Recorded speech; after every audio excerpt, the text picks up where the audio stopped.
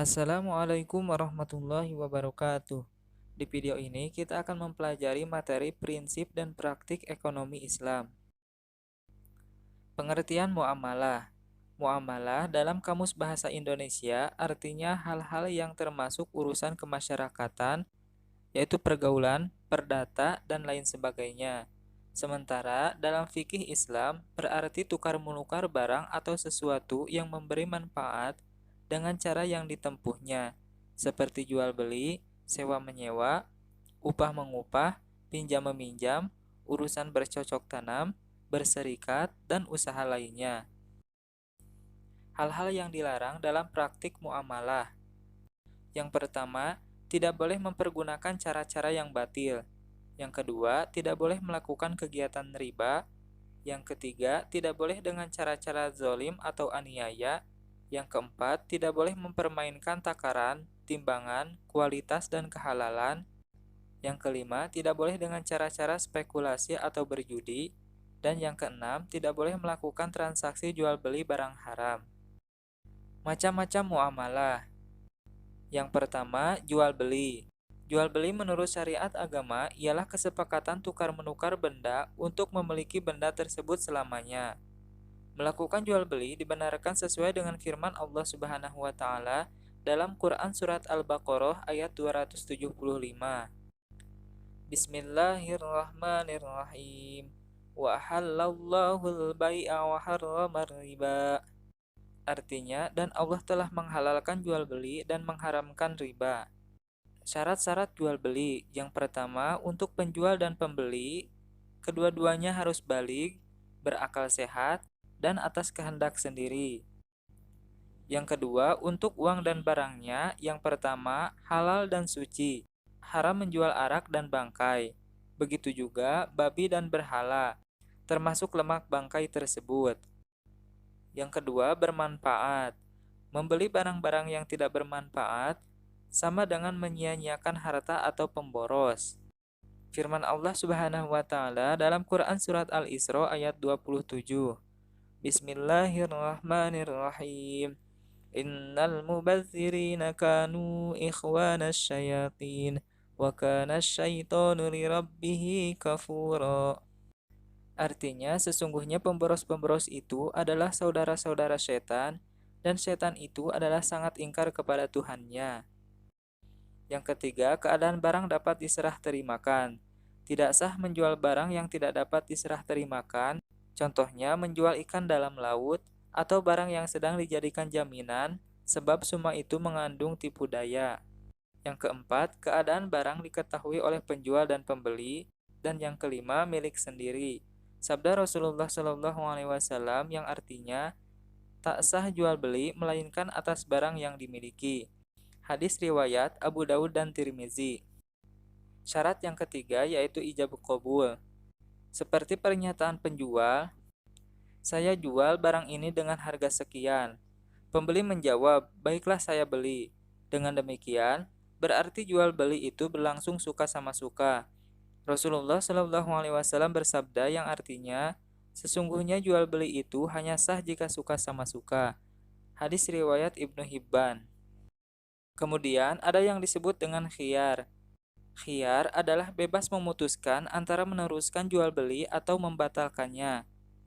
Islam memperbolehkan melakukan khiyar karena jual beli haruslah berdasarkan suka sama suka, tanpa ada unsur paksaan sedikit pun. Penjual berhak mempertahankan harga barang dagangannya, sebaliknya pembeli berhak menawar atas dasar kualitas barang yang diyakininya.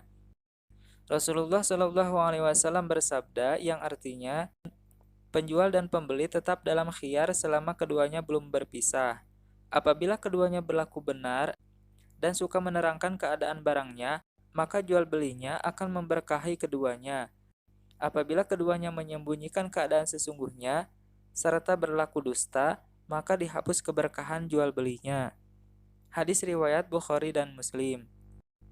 Macam-macam khiyar. Yang pertama, khiyar majelis. Khiyar majelis adalah selama penjual dan pembeli masih berada di tempat berlangsungnya transaksi atau tawar-menawar. Keduanya berhak memutuskan meneruskan atau membatalkan jual beli. Rasulullah Shallallahu Alaihi Wasallam bersabda yang artinya, dua orang yang berjual beli boleh memilih akan meneruskan atau tidak selama keduanya belum berpisah. Hadis riwayat Bukhari dan Muslim. Yang kedua, khiyar syarat. Khiyar syarat adalah khiyar yang dijadikan syarat dalam jual beli. Misalnya, penjual mengatakan, saya jual barang ini dengan harga sekian dengan syarat khiyar 3 hari. Maksudnya, penjual memberi batas waktu kepada pembeli untuk memutuskan jadi tidaknya pembelian tersebut dalam waktu 3 hari. Apabila pembeli mengiyakan, status barang tersebut sementara waktu dalam masa khiyar tidak ada pemiliknya. Artinya, si penjual tidak berhak menawarkan kepada orang lain lagi. Namun, jika akhirnya pembeli memutuskan tidak jadi, barang tersebut menjadi hak penjual kembali. Rasulullah Shallallahu Alaihi Wasallam bersabda kepada seorang lelaki, yang artinya, engkau boleh khiyar pada segala barang yang engkau beli selama 3 hari 3 malam. Hadis riwayat Baihaqi dan Ibnu Majah. Yang ketiga, khiyar aibi atau cacat.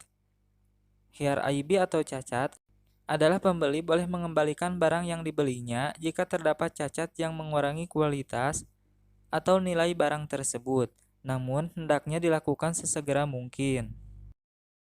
Kemudian ada yang disebut dengan riba.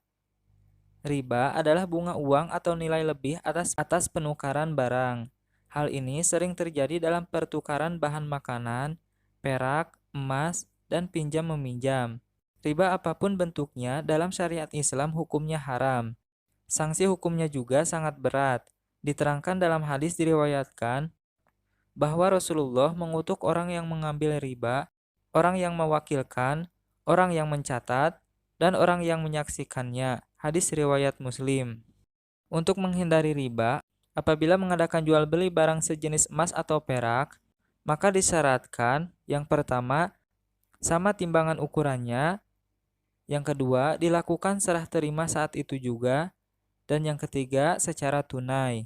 Apabila tidak sama jenisnya, seperti emas dan perak, boleh berbeda takarannya, namun tetap harus secara tunai dan diserah terimakan saat itu juga, kecuali barang yang berlainan jenis dengan perbedaan seperti perak dan beras. Dapat berlaku ketentuan jual beli sebagaimana barang-barang yang lain. Kemudian, macam-macam riba. Yang pertama, riba fadli. Riba fadli adalah pertukaran barang sejenis yang tidak sama timbangannya. Misalnya, cincin emas 22 karat seberat 10 gram ditukar dengan emas 22 karat namun seberat 11 gram. Kelebihannya itulah yang termasuk riba. Yang kedua, riba qardi. Riba qardi adalah pinjam-meminjam dengan syarat harus memberi kelebihan saat mengembalikannya. Misal, si A bersedia meminjami si B uang sebesar 100.000, asal si B bersedia mengembalikannya sebesar 115.000. Bunga pinjaman itulah yang disebut riba. Yang ketiga, riba yadi. Riba yadi adalah akad jual beli barang sejenis dan sama timbangannya. Namun, penjual dan pembeli berpisah sebelum melakukan serah terima, seperti penjual kacang, ketela yang masih di dalam tanah. Yang keempat, riba nasi'ah. Riba nasi'ah adalah akad jual beli dengan penyerahan barang beberapa waktu kemudian.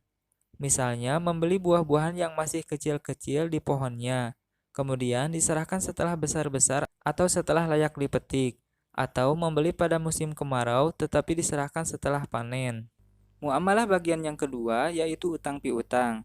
Utang piutang adalah menyerahkan harta dan benda kepada seseorang, dengan catatan akan dikembalikan pada waktu kemudian. Tentu saja dengan tidak mengubah keadaannya. Misalnya, utang Rp100.000, di kemudian hari harus melunasinya Rp100.000. Rukun utang piutang. Yang pertama, yang berpiutang atau yang memberi hutang, dan yang berutang. Yang kedua, ada harta atau barang, dan yang ketiga, lafaz kesepakatan.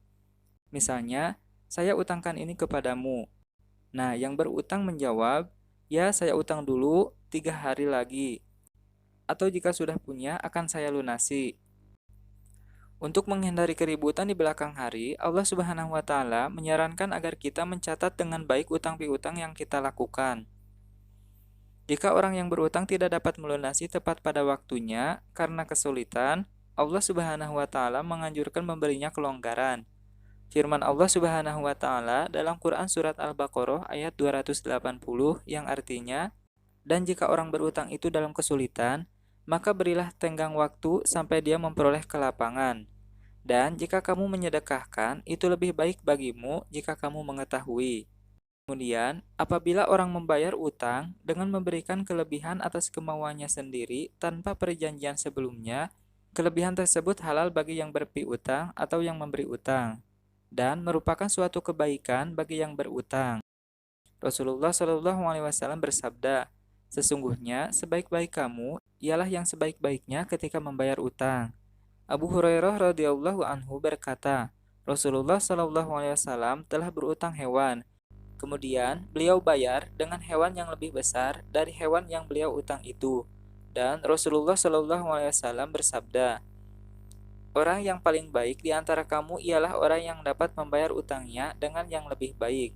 Hadis riwayat Ahmad dan Tirmizi. Bila orang yang berpiutang meminta tambahan pengembalian dari orang yang melunasi utang dan telah disepakati bersama sebelumnya, hukumnya tidak boleh, karena tambahan pelunasan tersebut tidak halal, sebab termasuk riba. Rasulullah Shallallahu Alaihi Wasallam bersabda, "Tiap-tiap piutang yang mengambil manfaat, maka ia semacam dari beberapa macam riba." Hadis riwayat Baihaqi. Bagian yang ketiga yaitu sewa menyewa. Sewa menyewa dalam fikih Islam disebut ijaroh. Artinya imbalan yang harus diterima oleh seseorang atas jasa yang diberikannya.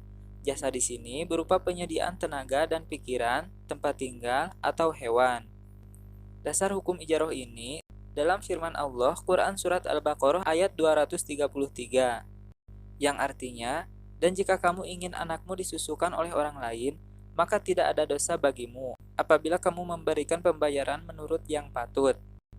Dan di ayat lain Quran Surat At-Tolak ayat 6 yang artinya, "Kemudian jika mereka menyusukan anak-anakmu, maka berikanlah imbalannya kepada mereka."